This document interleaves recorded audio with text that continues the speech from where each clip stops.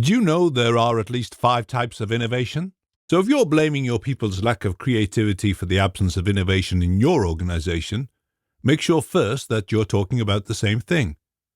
Because the reason many organizations don't innovate is that they're talking about very different things when they say innovation. So let's look at how to address this deeper problem with the help of a power map. We start with the vertical axis describing the firm's value chain, the activities and practices it performs to create value for its customers and other users. We also have a horizontal axis describing how things are changing in the wider industry, what we call evolution. Combining these two axes together gives us a power map, which is an effective tool for seeing what's going on in a competitive environment and understanding how it's changing, so we can create effective responses. Power maps, which are based on Wardley maps, are used to identify opportunities, reduce waste, and create real strategy.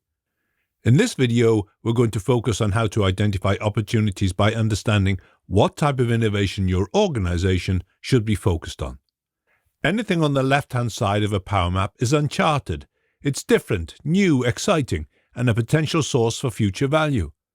But anything here is also unusual and experimental, so it's full of risk as well. This is what we call Type 1 innovation, something new to the world. Anything here has never been seen before, so there's a huge amount of uncertainty about how to build it and what it can be used for. For example, the Z3 was built in Germany in 1941. It was the world's first fully automatic programmable digital computer. But because they couldn't see how it would contribute to the war effort, it was never put into operation. And this is the fate of much Type 1 innovation, which makes it high risk. We record Type 1 innovation on our map like this. But everything that survives evolves, moving from left to right on the map through the forces of supply and demand towards industrialization. This movement gives us the second type of innovation, when something is merely new to us. For example, after the war, the British built Leo 1, the first computer used for commercial business applications. This custom-built computer was a source of competitive advantage. We record Type 2 innovation on our map like this, in the custom-built stage. But the evolution of computers didn't stop there. In the 1950s, the US firm IBM started to produce the first computers as products. These were relatively low cost compared with what had come before and easy to program, which made them popular for a wide variety of applications. This is Type 3, sustaining innovation, where incremental improvements continually make the product that little bit better all the time. We record Type 3 innovation on our map like this, in the stage of early products. But sustaining innovation is challenged by the fourth type of innovation, disruptive innovation. In the 1960s, Timeshare became the leading company renting time on computers for people who couldn't afford to buy one. This triggered a revolution, making computing far more accessible to a much wider audience, which is classic disruptive innovation. And we record Type 4 innovation on our map like this, as a more evolved component that's used more widely. But disruptive innovation is not the end game. Type 3, sustaining innovation, fights back.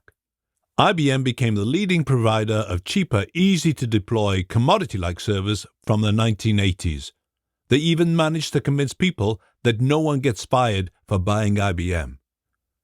By this stage, computers were now a mature product. There was widespread certainty about what the thing was and what it was used for. IBM may have believed that this was the endgame, and all they needed to do was more sustaining innovation, continually making their servers that little bit more powerful, smarter, or ecologically friendlier. But this isn't the end of the evolution game. There's another stage that IBM and all its rivals missed. This is the world of utility-like services. When something becomes a cost of doing business, it needs to be made ubiquitous, available everywhere, at all times, and at the lowest possible price, which means only paying for what you use. This space where computing was provided as a pay-for-what-you-use utility service was conquered by Amazon with the launch of its Elastic Compute Cloud, or EC2, initially offered in 2006. They had turned one of their cost lines, data centers, into a revenue line. This launched a new age of computing and helped turn them into a trillion-dollar company. This was the fifth and most deadly type of innovation, business model disruption. It was no surprise that it was a player from outside the computing industry who did this, as most of the computing industry giants were stuck behind barriers of inertia marked on the map by a thick black line.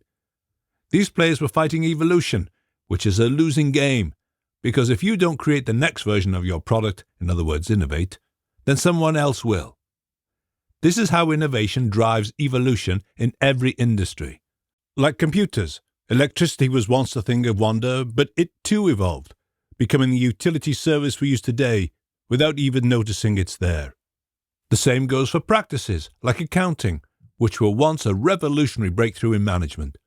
An entire profession was created around it, in which today is dominated by the big 4 accounting firms, although there used to be 8. And in future, accounting will also become a utility service, like computing or electricity, and this too will be driven by outsiders, unencumbered by inertia. And the same goes for mobile phones, where evolution from the earliest portable phones to the latest touchscreens has been quicker than in most markets. This too will end up as a utility service, which will disrupt the whole industry as nothing lasts forever. So if you're talking about innovation in your organization, you need to be clear about the type of innovation you're talking about. If it's type 1 or type 2 innovation, new to the world or new to us variants, then you're going to need creative pioneers who are tasked with discovering new sources of gold. If it's type 3 or type 4 innovation, sustaining or disruptive innovation, then you're going to need creative settlers who are tasked with getting the gold to market. And if it's type 5 innovation you're talking about, business model disruption, then you're going to need creative town planners who will have the bright idea of selling shovels to all those others who are digging for gold as well. Being an innovative organization means having different types of creativity and knowing clearly what type of innovation you're focusing on. Don't ask your brilliant town planners to invent something new to the world, as they simply don't have the aptitude for it. Likewise, don't ask your brilliant pioneers to make a product for the mass market, as they simply don't have the aptitude for it. You need different types of people for the different types of innovation you want to do, and you'll need maps to help you see all this. These are the 15 key operating principles you need to master if you want to become an innovative organization. Start with getting Phase 1 principles right first, which can be done in a matter of weeks. So if you'd like to learn how you can become a more innovative organization, go to powermaps.net and see what we can do for you.